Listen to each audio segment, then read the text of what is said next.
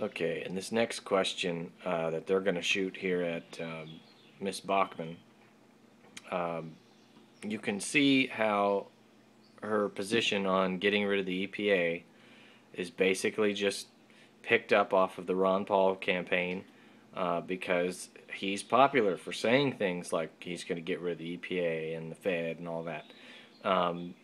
So these candidates are picking up on, oh, that's popular, so I'm going to say it too. Now, because in this Huckabee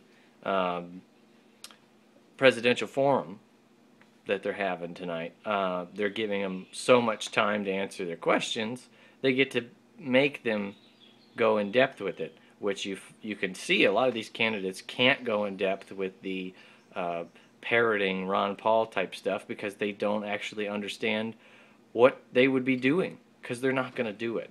They just want you to think that so you'll elect them. Ron Paul actually wants to do it. Anyways, here's what happens.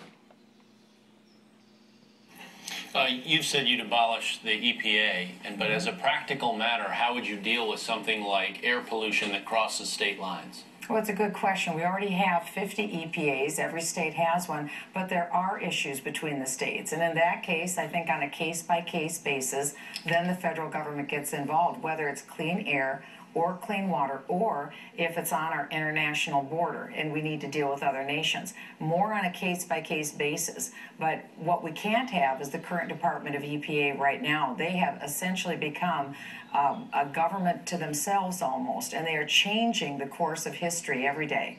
I certainly agree with you about the aggressiveness, over-aggressiveness of the EPA, but as a practical matter, you've said now on a case-by-case basis, you don't mean that you would pass a law for every instance of a coal plant in Ohio's, pollution coming into Pennsylvania and then something else from one state to another, do you? That's is that right. What you intend? Well, legislation is one thing and negotiation is another. And I think that a lot of these issues can be negotiated because, again, if it's a state, let's say it's the two states that you mentioned, the two states can get together.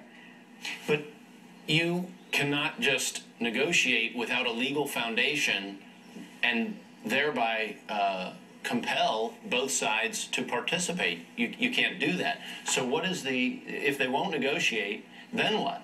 Well, you're making a very good point. I think that when we send the power and the authority back to the states, that's the place to begin. But there may be a need for new legislation that comes forward, or there may be a limited role within another department to be able to take care of it. I'm not opposed to the federal government. It's certainly reasonable that the federal government would have to deal with some of these issues, but let's look at what we're talking about with the EPA.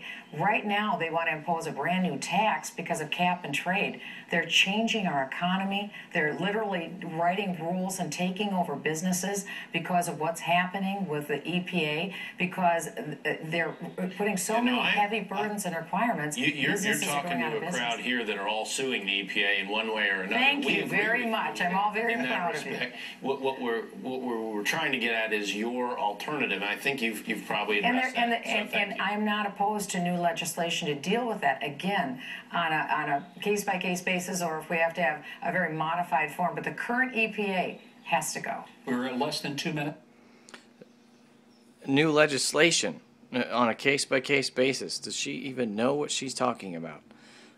I don't even think I need to say more.